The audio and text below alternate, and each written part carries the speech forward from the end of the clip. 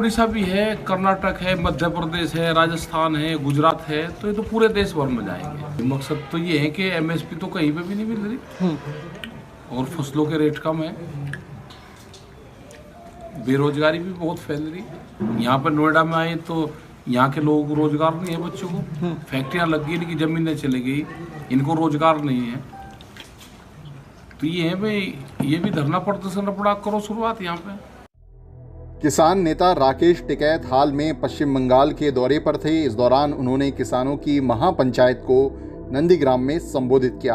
अब राकेश टिकैत ने कहा है कि वह आने वाले समय में गुजरात, मध्य प्रदेश, राजस्थान समेत कई राज्यों का दौरा करेंगे। वहीं उन्होंने नोएडा में भी आने वाले समय में चक्का जाम करने का।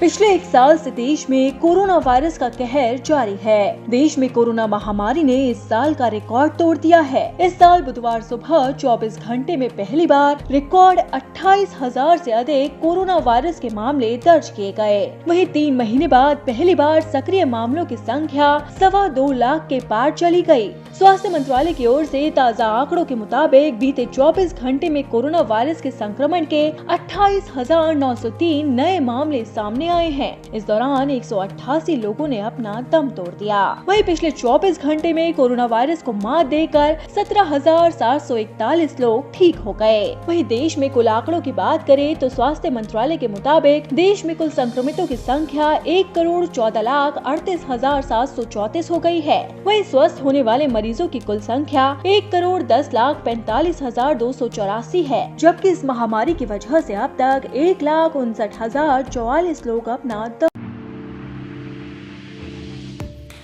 देश में इन दिनों मौसम का मिजाज कुछ बदला बदला सा नजर आ रहा है। मौसम विभाग के अनुसार देश के कुछ हिस्सों में बारिश और आंधी के आसार हैं। आईएमडी के अनुसार जम्मू कश्मीर और लद्दाख, पंजाब, हिमाचल प्रदेश, मध्य प्रदेश, विदर्भ, तटीय आंध्र प्रदेश में आंधी और हल्की बारिश हो सकती है। वहीं गुजरात में रात में भी तापमान ज्यादा रह सकता है। इसी के साथ ही उत्तर प्रदेश की बात करें तो राजधानी लखनऊ में अधिकतम तापमान 33 डिग्री सेल्सियस दर्ज किया गया। वहीं मौसम विभाग का कहना है कि 18 मार्च को पश्चिमी उत्तर प्रदेश के कुछ स्थानों पर गरज के साथ बौछारें पड़ने का पूर्वानुमान लगाया गया है। विभाग ने कहा है कि 19 मार्च को राज्य के अलग अलग जगहों में गरज के साथ बौछारें पड़ने की पूरी संभावना है। वहीं राष्ट्रीय राजधानी दिल्ली में मंगलवार को न्यूनतम तापमान सामान्य से 2 डिग्री अधिक 17.2 डिग्री सेल्सियस दर्ज किया गया। वहीं मौसम विभाग ने बताया कि पश्चिमी हिमालय क्षेत्र में एक ताज़ा पश्चिमी विक्षोभ ने अपना प्रभाव दिखाना शुरू कर दिया है। इसकी वजह से पश्चिमी हिमालय क्षेत्रों में 17 और 18 मार्च को तेज बारिश और बर्फबारी होगी। 18 मार्च को देश के उत्तरी पश्चिमी इलाकों में भी पश्चिमी विक्षोभ के प्रभाव के कारण बारिश और तूफान के आसार हैं। वहीं हरियाणा में पश्चिमी विक्षोभ का आंशिक प्रभाव नजर आ रहा है। इसके असर से उत्तरी हरियाणा के कुछ इलाकों में बारिश हो सकती है। क्योंकि सर आपको जैसे पता है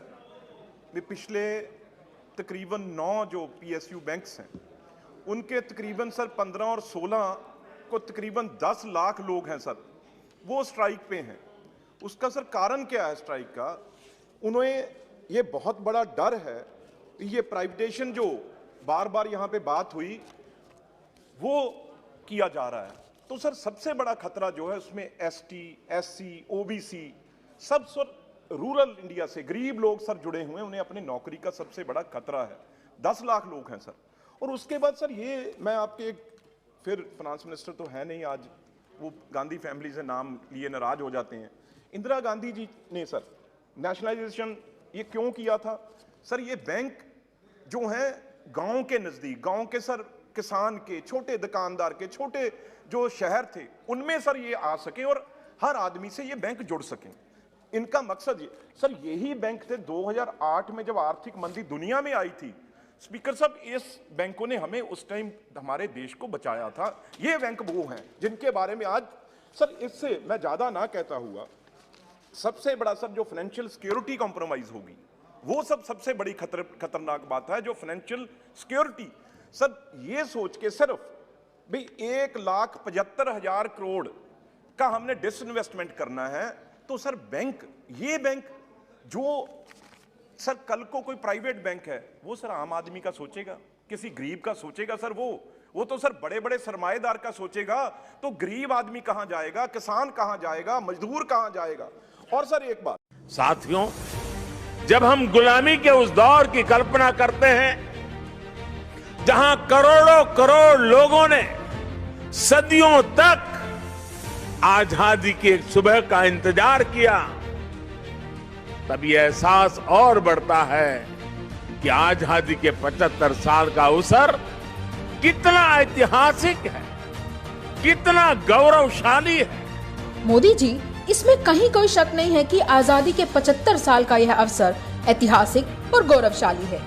लेकिन इतनी मुश्किल से मिली देश की आजादी को आज आपकी सरकार पूरी तरह से बर्बाद करने पर तुली हुई है। आज जब लोग अपने हक की आवाज उठाते हैं तो आपकी सरकार उन पर अत्याचार और बर्बरता करती है। लोगों को देशद्रोही करार दिया जाता है। आज देश का हर वर्ग लाचार और परेशान हो चुका है। लोगों की अपने हक के लिए आवाज उठाने की आजादी छीनी जा रही है। छात्र, किसान, महिलाएं, दलित, अल्पसंख्यक, यह समाज का कोई भी वर्ग अब अपने अधिकारों की मांग करने से भी डरने लगा है। करोड़ों लोगों ने सालों साल तक आजाद भारत की सुबह देखने का सपना देखा था। भारत माता को आजाद कराने के लिए बड़ी संख्या में लोगों ने कुर्बानी दी, अंग्रेजों का अत्याचार सहा। उन्होंने एक ऐसे भारत का सपना देखा जहां किसी के साथ भेदभाव ना हो, सबको बराबरी का अधिकार मिले, कोई किसी के ऊपर अत्याचार ना करे। इसके लिए उन्होंने अपने प्राणों की आहुति तक दे दी। आजादी के बाद आने वाली सरकारों ने उन सपनों को पूरा करने के लिए कोई कसर नहीं छोड़ी, लेकिन आपकी सरकार जो कर रही है वह बिल्कुल गलत है। मोदी जी, मुश्किल से मिली आजादी को अपने राजनीतिक हितों के लिए बर्बाद ना कीजिए। आप और आपकी सरकार की करतूतों से देश पहले